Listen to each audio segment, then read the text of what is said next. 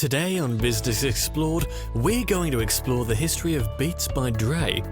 The music and sound are undeniably a cornerstone of Apple's brand, as demonstrated with their dedication to music starting with iPod in 2001, the iTunes Store in 2003, and even their recent releases like Apple Music, AirPods, and HomePod.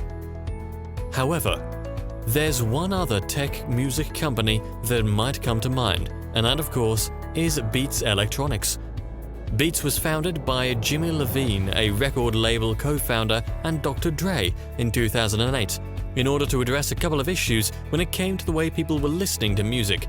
And one of those problems were that most users were simply listening to music on their iPods with the stock earbuds Apple included in the box, which weren't very comfortable and didn't deliver great sound quality. Another problem was music piracy, since this was when torrents and file-sharing sites were at their most popular. But first, let's focus on how Beats Electronics improved the quality of users' audio experiences.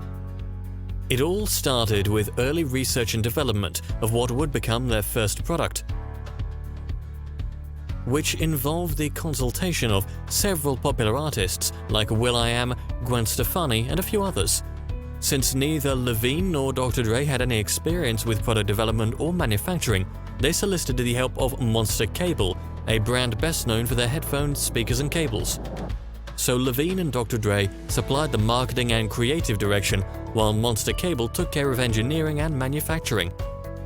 These two forces combined yielded the Beats by Dre studio headphones in the summer of 2008.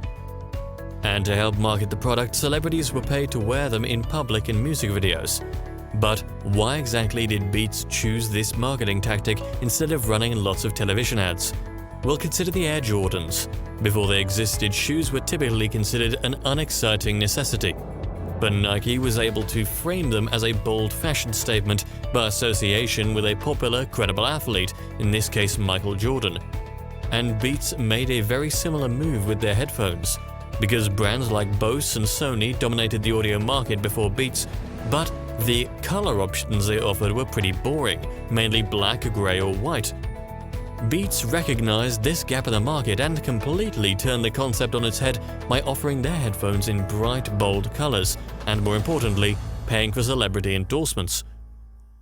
LeBron James wore them during basketball games, Justin Bieber featured them in a couple of his music videos, and even Lady Gaga fans got their own special edition Beats earbuds called Heartbuds. So, with this heavy push in marketing, Beats hit the ground running, and their partnerships didn't slow down. In 2009, Beats worked with HP to include Beats Audio Technology, which was basically just an equalizer with default Beats settings in a limited edition of the HP Envy 15 notebook. And in 2010, HTC purchased a 50.1% stake in Beats for nearly $310 million, which was supposed to launch HTC into popularity due to their affiliation with the Beats brand. And the partnership ultimately aided in the development of the HTC Sensation XE in 2011, the first smartphone with Beats audio baked in. It was also at this time when Beats focused their attention on just 4 product categories: headphones, earphones, speakers, and audio technology. In late 2012, the company went through some major changes, with Beats now working as an independent company, separate from Monster. Now, it was also around this time when Beats made one of their first acquisitions of a music streaming service called MOG that was getting really popular. And the reason for this acquisition will become clear a little later in the video. The following year, more changes happened. As Beats was getting bigger and bigger, HTC was rapidly going the opposite way, prompting the company to sell half of its 50.1% stake in Beats, leaving them with about a quarter of the company. Now, you remember that acquisition of MOG I talked about a minute ago? Well, that music streaming service was rebranded as Beats Music, which took a slightly different approach to music streaming compared to Spotify or Google's all-access Music Pass service. It launched in January of 2014 and very clearly prioritized music recommendations supposedly selected by musicologists.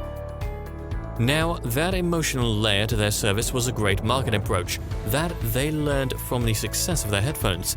and Beats Music had some interesting features that separated it from the competition, because it featured a colorful, sleek user interface with unique music discovery tools that no other streaming service offered.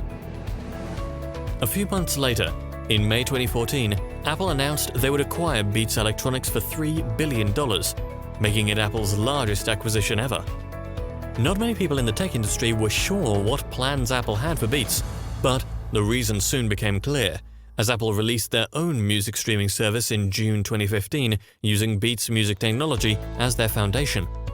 Beats Music was discontinued, and in order to make the transition as seamless as possible, Beats Music users had all of their playlists and libraries migrated over to Apple Music automatically. It's safe to say that the Beats brand uprooted the traditional audio accessory and music industry, arguably for the better. Beats has proved that you don't need the flattest or most equalized audio profile to take over a quarter of the headphone industry. It also reveals how marketing plays a huge role in the success of a product. If done right, consumers are much more likely to buy into your brand and stay loyal. Apple and Beats share this philosophy, so it isn't surprising that the two companies work so well together. So, that is the history of Beats by Dre. If you enjoyed this video, don't forget to subscribe to Business Explored and watch other videos in the playlist. Thanks for watching.